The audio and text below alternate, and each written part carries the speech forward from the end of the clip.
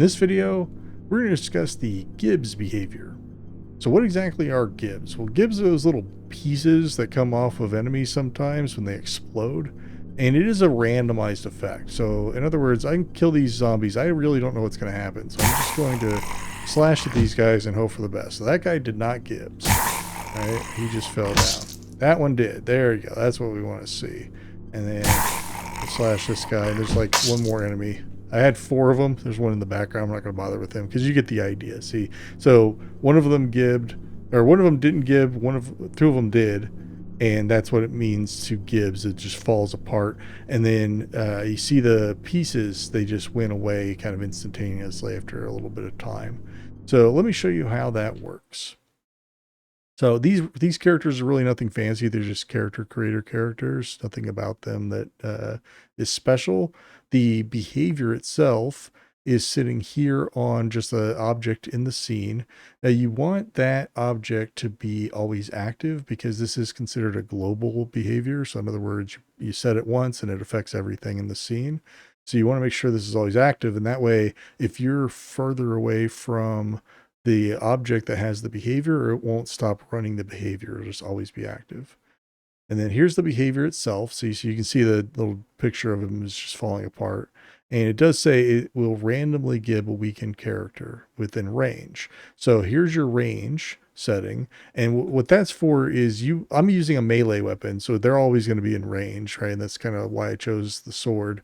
But if I were using a gun, they might be just outside of that 1,000 range unit and then not Gibs. And you might think it's just because of the randomness, but really it may be that they're just outside of that range and they never had a chance to fall apart. Or if you're using like a sniper rifle, for example, they may be even further. Plus, you probably wouldn't even see the objects anyways, so it's not really a point.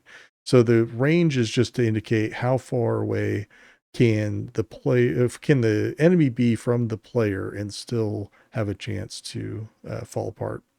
And then we have the Gibs names here. So there's 6 objects that you can reference, and you can see they're all filled out, but only 4 of them showed up, and that's just because I only put 4 on the scene. I didn't bother putting a whole bunch more. But for every object, you just want to reference the name of that object there. And then also the splat name, which is just the blood splatter that you're using, whatever image you have for that. And those objects, incidentally, I want to show you, are way over here. So I just have them off the map, out of the way, somewhere that is discrete and the player's never going to see. And that way it knows what to reference and see. It's just these little pieces there. Okay. Go back to the behavior real quick. All right. So then you have the lifespan. So that's how long are those little pieces going to stick around in the scene before they get cleaned up. You don't want them there forever. They're just taking up resources, and the player's probably not going to pay that close attention to them. So 10 seconds was long enough for the demonstration. And then the cleanup method, it's either instant, and you saw that as soon as that 10 seconds was up, they just went away, or you can do it more of like a discrete where it fades away. And then you have this global enabled checkbox.